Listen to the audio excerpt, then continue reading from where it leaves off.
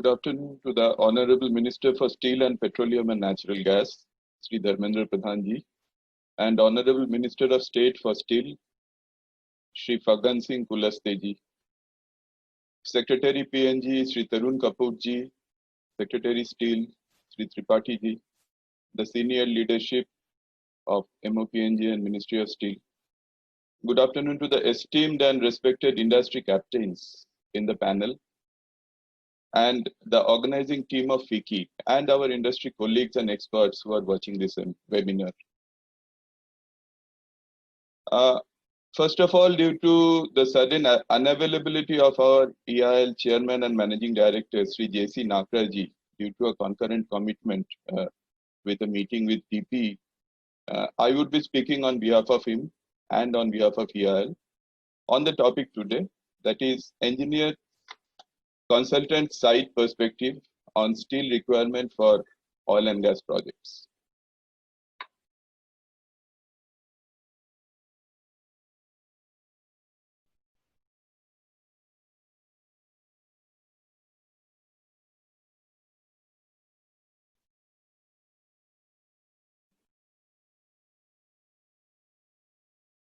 Let me set a backdrop for the topic first, before we deep dive into the subject. We have received a clarion call from the Honorable Prime Minister to convert these difficult times of challenge due to the ongoing pandemic to an opportunity. An opportunity to strengthen our sectoral demands to build an Atmanirbhar Bharat. Oil and gas sector is a true catalyst which can create the right impetus through the mega projects that has been envisaged to reboot the economy and drive forward the growth of the same. Now is the time not to hold back project investment decisions, but to accelerate the same so that we can undo the setback created in the last 3 months and realize the vision of Honorable Prime Minister to reach 5 trillion economy.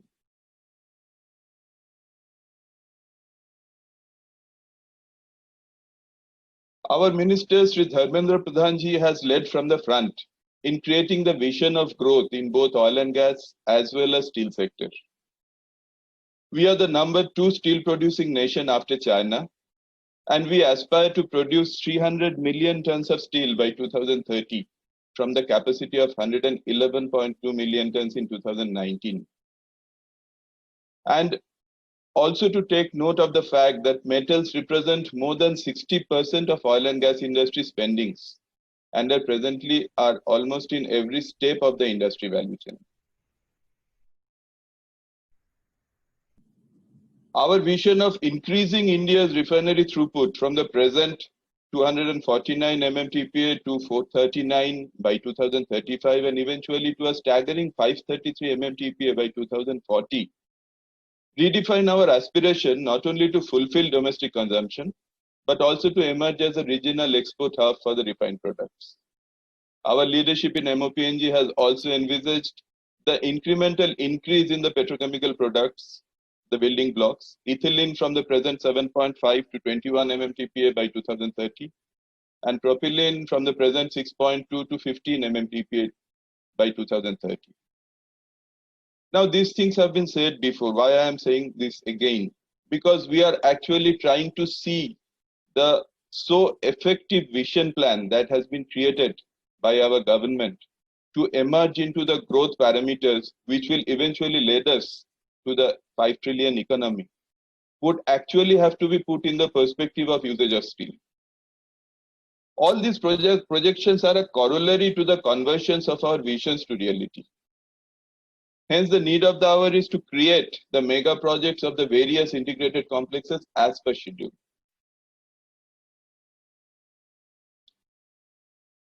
As I said earlier, the metals represent more than 60% of the oil and gas spendings, and steel is the most commonly and widely used metal. And we use the various forms such as carbon steel, alloy steel, stainless steel, duple and super duple stainless steel, forged steel, engineered steel. All these to utilize the unique properties of these precious metals such as high strength, high resistance, corrosion resistance, stress corrosion cracking properties, protection against chlorides and chemically aggressive materials, and also the other special properties that only can be obtained through the special grades of steel. The oil and gas projects witness unique kind of structures which are different as they support huge additional loads in addition to the other regular loads. They are designed to support huge pipelines and pipes and vessels transferring vulnerable hydrocarbons, flammable and volatile fluids and gases. Apart from the steel used in structures and piping, various static equipments like pressure vessels including reactors, columns, drums, heat exchangers, both shell and tube type, air-cooled heat exchanger type, plate heat exchangers, storage tanks, etc. They are all made up of different types of steel. Oil and gas industry requirement for steels are quite stringent in view of the fact that their use are in very high temperature and highly corrosive services. Majority of these equipments and pipings are designed for international codes and materials, and they shall comply the codal requirements and requirements specified for the specific equipment as per the licensor specification. So we were talking of the requirement of the special type of steels in oil and gas. ASME is the mostly used code worldwide for the material and manufacturing. And availability of the material meeting these requirements is the key necessity for timely completion of refinery and petrochemical plants. In this slide, you can see the across the value chain from upstream, midstream, and downstream, the various kind of steel products that are being used. I've tried to capture it in a snapshot. Next slide. Now let us look into the typical consumption of steel in the oil and gas projects. The eminent speakers before me have given their specific views. Being a premier oil and gas consultant and having the privilege to work with all the major players in the sector, we would like to give a broad overview which will provide some kind of a larger vision which our additional secretary sought right at the start of this webinar. Let us look at the upstream application. If we take a typical 8-legged process platform with a standard configuration, the steel consumption in a typical offshore process platform is about 12,000 metric ton grade 1 carbon steel. The split would be broadly, piles would consume about 30%, structural jackets and decks about 25% each, and the modules will account for about 20%. Coming to the midstream application, a typical pipeline tonnage, taking an average of 18-inch and 24-inch pipeline, the average steel usage would be 260 to 300 metric ton per kilometer, considering material API 5L, X60 or X65. Next slide, please. Coming to the downstream, a typical refinery of a standard configuration, the use of steel would account for about 63,000 metric ton per MMTPA, wherein the structure plus RCC is about 30.5%, equipments would account for about 14.5%, piping about 36.5%, tankages 16.5%, and engineering, electrical and instrumentation put together around 2%. Coming to a world scale cracker in a petrochemical application, that use of steel would jump to 150,000 metric ton, primarily because my crackers are of a very large scale. And here the split would be structure and RCC put together 28%, equipments around 21%, piping 27%, tankages and cryogenics account for around 21%, electrical and instrumentation works put together around 1.2%. Next slide, please. Now we have talked about the projections, we have talked about the ambitious growth plan for both steel sector as well as the MOPNG sector as far as our refinery throughput and our petrochemical product are concerned. We have also talked about per unit utilization of steel. Simply put together this, if we look forward for a projected timeline of 10 to 15 years, we could see that we are actually talking about a direct requirement of around 40 million metric ton across the value chain, that is cumulative upstream, midstream and downstream for all the projects that we have envisaged. A refinery or a petrochemical project brings about vibrancy in the remotest region, transforming the hamlets into zones of economic importance. Now, what would be the impact of the projections? We would be requiring this amount, 40 MMT that I have said, this is a direct requirement.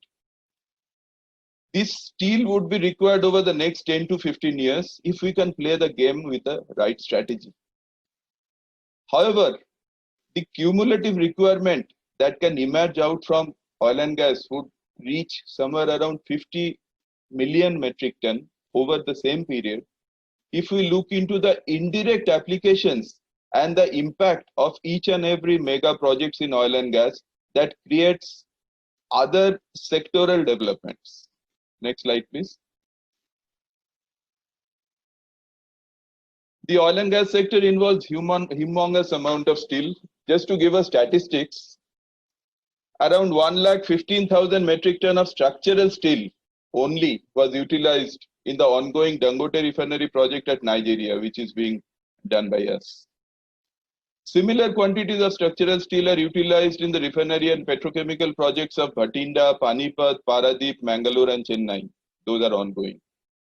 The upcoming new refinery and integrated complexes, the proposed expansions that has been planned for the existing refineries, the pipelines which needs to be built to complete our vision to emerge into a gas-based nation, and the LNG terminal and storages, all of them would realize these objectives of combined sectoral growth.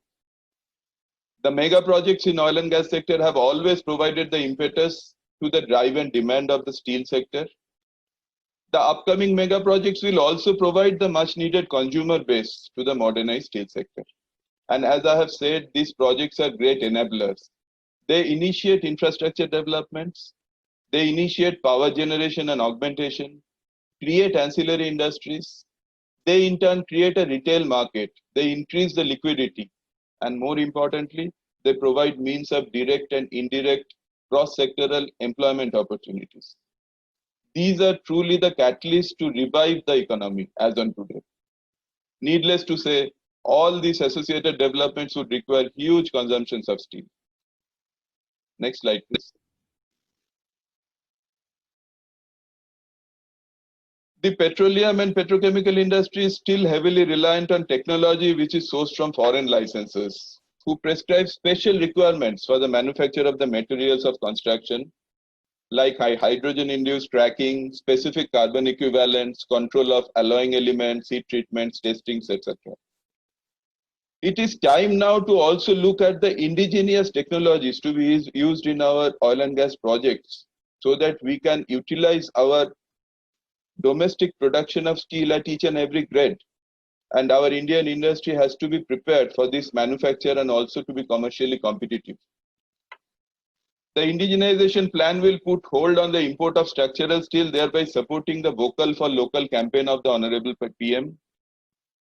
The modernized steel units, as has been given a push by the ministry, will also transform India's steel sector to a sustainable and self-reliant Atmanirbhar Bharat.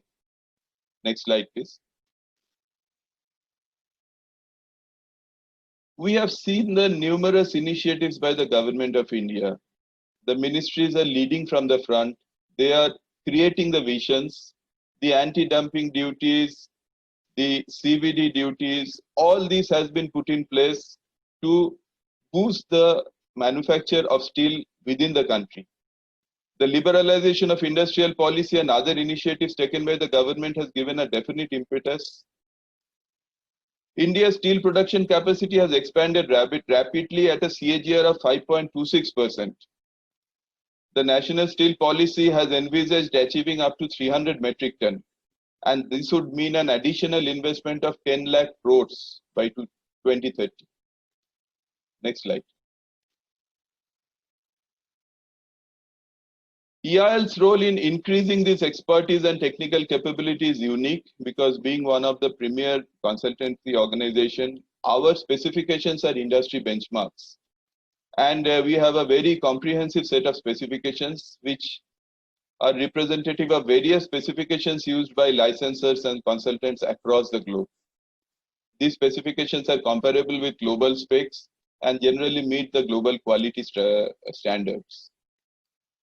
We are also actively involved in the Startup India policy to promote the startups, the Make in India policy to promote the MSMEs and to bring in their particular position in this entire manufacturing game and boost it, and also the steel policy.